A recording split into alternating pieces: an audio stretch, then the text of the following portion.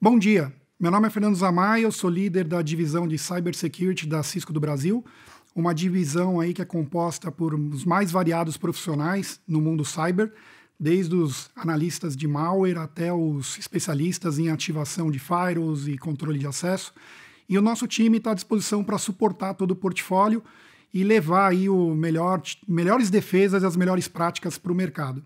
E hoje eu vou falar um pouquinho para vocês sobre a revolução que vem acontecendo aí na forma de consumo, que é chamada de SASE, né, que é o Secure Access Service Edge, onde você consome a tecnologia de cyber por capacidades, né, e de uma forma mais simples.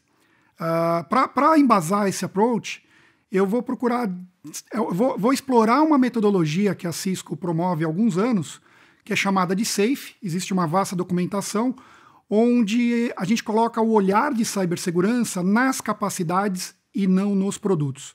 Então, a gente dá um olhar para a capacidade de firewall, a capacidade de deep inspection de IPS, com identificação de padrões em pacotes, capacidade de URL filtering, SSL decryption, e onde cada uma dessas capacidades faz mais sentido na arquitetura para fazer uma boa proteção. Tá?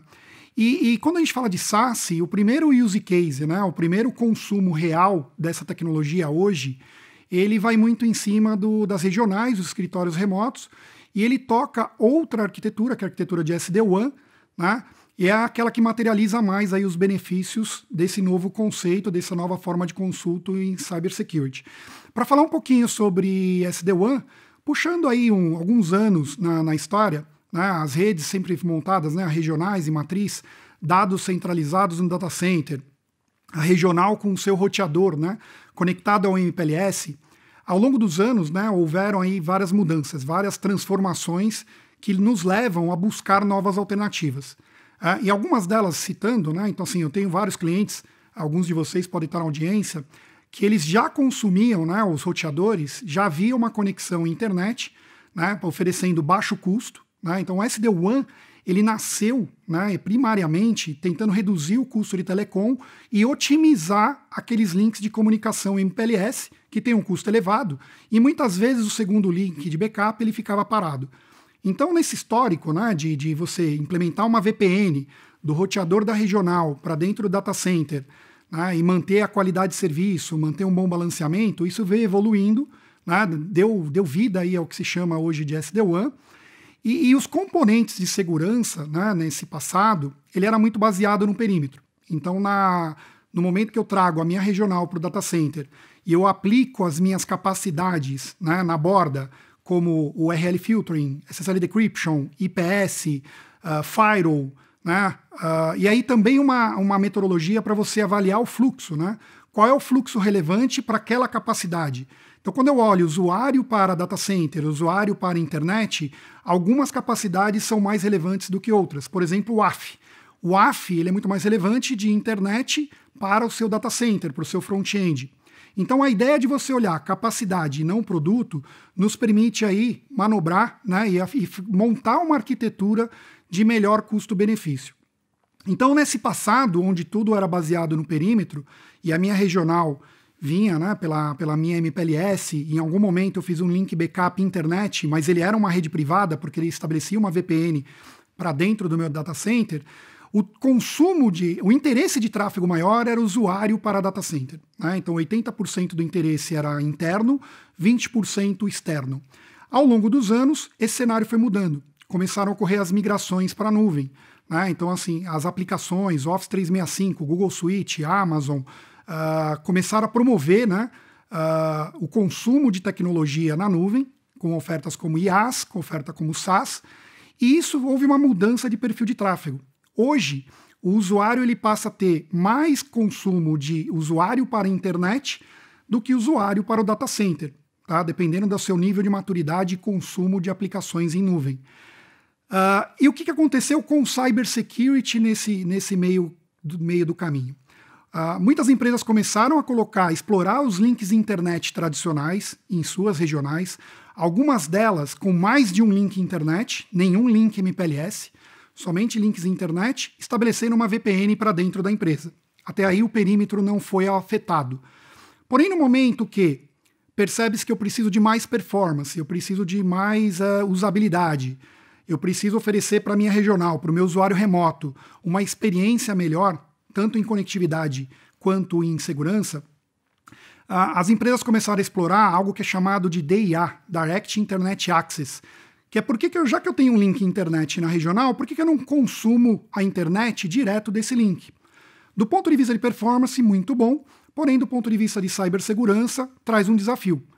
Eu acabo tendo uma ruptura do meu perímetro, onde eu aplicava todos os meus controles naquela minha borda, e aí eu passo a ter esse controle, eu tenho a necessidade de ter esse controle na minha regional, com o mesmo nível de eficiência para aquele acesso à internet.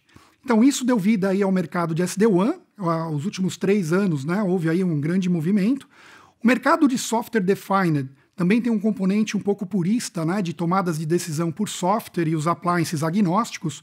O mercado evoluiu para algo que, na realidade, o que se entende é que o benefício da simplicidade de implementação, facilidade de consumo dos recursos, quão fácil é configurar uma VPN, quão fácil é configurar uma política, um roteamento, isso se tornou uma premissa no mercado de SD-WAN.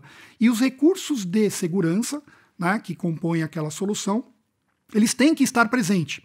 Só que há um conflito entre ter uma segurança eficiente e um equipamento de baixo custo numa regional. Lembrando que o SD-WAN surgiu numa iniciativa de reduzir os custos de telecomunicações. E como que eu encaixo baixo custo, baixo poder de processamento com inspeções avançadas que requer alto processamento? Uma delas eu cito, que é o SSL Decryption. Ele é um dos recursos mais intensos computacionais e talvez o componente de mercado, a capacidade de cibersegurança, menos levada a sério nos projetos. Os datasheets hoje dos appliances, UTM, NG Firewall, são inflamados dizendo que suportam aquele recurso, porém omitem a queda de performance que é inerente a todos os fabricantes, o consumo de CPU e o quanto aquilo vai impactar o meu equipamento para executar essa função. Porém, ela ainda faz necessário eu ter esses tipos de controle. Então, no momento que eu permito acesso direto à internet da minha regional, onde eu tenho aquele meu equipamento do tipo roteador ou UTM, se faz necessário colocar as capacidades de segurança e proteção para esse acesso à internet com o mesmo nível de eficiência que eu tenho no perímetro.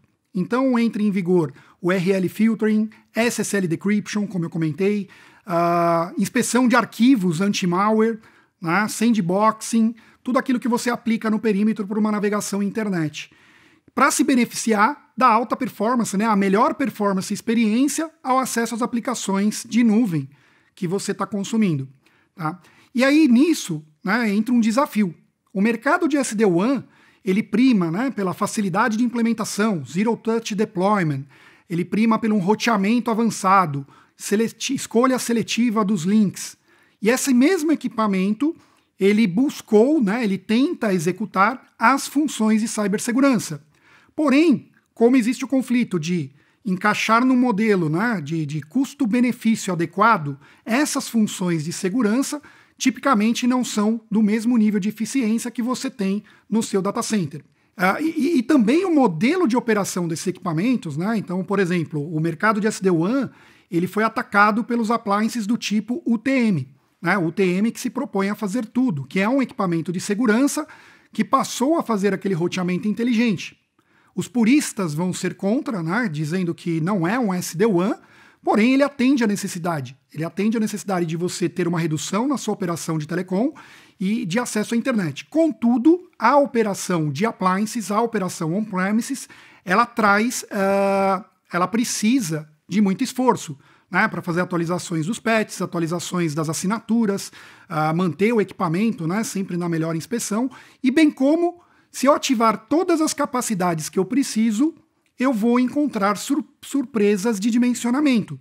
E provavelmente, daqui 3 anos, eu tenha que trocar aquele equipamento, que é algo que não é desejável. Você quer fazer um projeto para que ele dure aí pelo menos 5 anos, sem você ter que investir em novos appliances, novos equipamentos. Qual que é, então, a nova proposta, o que foi denominado pelo mercado, pelo Gartner, vários analistas, chamado de SASE? Eu desempenhar as funções de segurança, as capacidades e as inspeções na nuvem e consumir isso como serviço, sem a necessidade de eu ter essa inspeção, que ela demanda autoprocessamento, executada no meu roteador que está na minha regional. Permitindo, então, que aquele equipamento que eu vou colocar na regional, ele seja especializado em facilidade, seja especializado em habilidades de roteamento simples, tenha uma boa interface gráfica, tenha o conceito do software defined aplicado a fundo e as capacidades de inspeção que ele precisa executar, que eu encaminhe para uma inspeção em nuvem e eu consuma isso numa modalidade de software as a service. E esta é a proposta do SaaS. Tá? Como que a Cisco está posicionada hoje nesse mercado e nessa convergência de levar a cibersegurança, né, esse consumo do networking security, as capacidades de cibersegurança serem desempenhados pela nuvem? A Cisco hoje, praticamente todo o nosso portfólio, ele já é inteiro em nuvem, nativo. Quando a gente fez a aquisição da OpenDNS há uns 6, 7 anos atrás, já era uma empresa nascida no conceito de nuvem, com a inspeção de DNS, e isso evoluiu, dentro do portfólio Cisco, evoluiu para toda a família. Hoje as nossas soluções de sandbox, e-mail security, proxy, é todo desempenhado em nuvem. E você pode consumir isso como serviço, como software as a service. Qual é o benefício disso? Você não está mais preocupado com os upgrades dos appliances, você não está mais preocupado com os patches, você vai ter aquela inspeção avançada e não vai operar aquela infraestrutura. Muito análogo à decisão que já foi tomada de caminhar os aplicativos de produção para a nuvem, né? Os aplicativos de produtividade, as soluções. Então, cada vez mais a gente vê isso crescente. Então, cibersegurança, por que não também acompanhar o movimento de ir para a nuvem? A proposta, então, que nós fazemos hoje, né, e como que a gente está posicionado, é que você ative na sua rede, né, os elementos que são pertinentes à conectividade, explore todas as facilidades de uso daquela conectividade e as inspeções avançadas de segurança, leia-se URL Filtering, SSL Decryption, CASB, DLP, Firewall na nuvem. Por que não?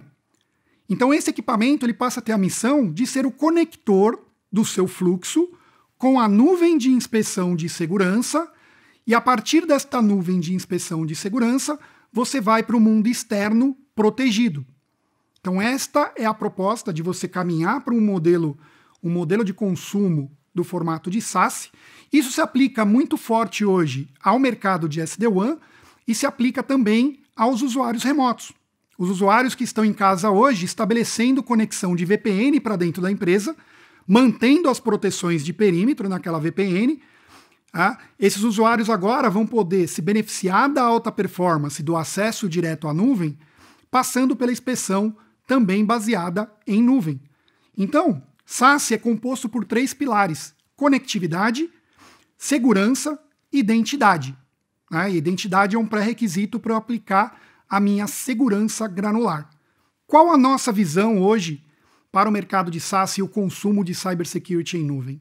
Hoje a gente tem uma oferta ampla, desde inspeção de e-mail, inspeção de web, inspeção DNS, Firewall na nuvem, né, com Umbrella, Zero Trust, proteção de workload, leia-se Tetration. Tetration é um elemento de cybersecurity que aplica microsegmentação no data center e visibilidade. Stealthwatch, né, que é o nosso analisador de comportamento. Toda essa oferta hoje pode ser consumida no modelo de subscrição, ativando os coletores e os agentes e a gerência disso na nuvem. E todas essas soluções estão debaixo do nosso painel único de administração, que nós chamamos de SecureX, onde o SecureX busca simplificar, primeiro, a ativação, simplificar o consumo de novas tecnologias e te dar uma visibilidade macro de como que estão os meus acessos on-premises, os meus acessos externos para a internet, a minha inspeção em nuvem, a saúde do todo. E bem como automatizar aquelas ações do dia a dia do time de operações de redes e segurança, né, o NetOps, e automatizar a operação do time de SecOps, os times que praticam investigação de incidentes, estão analisando os eventos, estão buscando as remediações adequadas, como, por exemplo, bloquear um usuário na infraestrutura no momento de uma não conformidade ou no momento de uma violação de política ou numa detecção de ameaça, né? Ter uma resposta rápida àquele incidente dentro da infraestrutura, não importa onde ele aconteça. Esse é o benefício da arquitetura SecureX. Então, na nossa visão, o SecureX oferece o benefício da simplificação e o fácil consumo de toda a operação de cybersecurity, assim como orquestração, a automação, a consolidação do Network as a Service e o Security as a Service, rede privada, rede pública, os múltiplos meios de acesso, VPN, switch, Wi-Fi. Então essa é a nossa proposta de arquitetura para simplificar e tornar, né, a operação mais eficiente. Então, duas missões que o grupo de cybersecurity da Cisco tem para com vocês. Diminuir o tempo de detecção, oferecendo aí o máximo de tecnologia avançada, as melhores capacidades, propondo o posicionamento das capacidades nos locais mais adequados da sua infraestrutura, e também o menor tempo de resposta, né? Toda uma educação do time de CyberOps para educar, né, a resposta, para automatizar a resposta na infraestrutura. Detalhando um pouco a oferta da Cisco, a gente tem o Cisco Umbrella como principal veículo aí do SASE.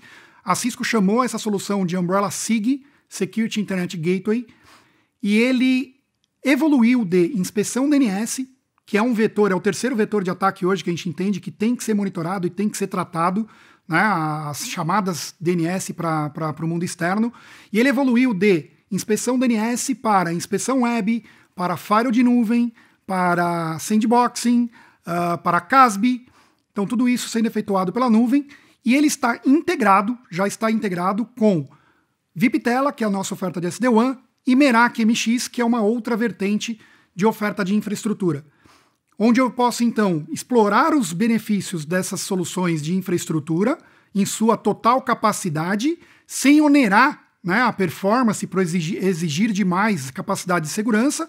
Essa é uma oferta extremamente flexível, né, onde você pode consumir os componentes, existem pacotes de licenciamento, as integrações já estão prontas, você já pode também explorar, né, os benefícios dessas integrações e consumir a solução SASE, inclusive no Brasil.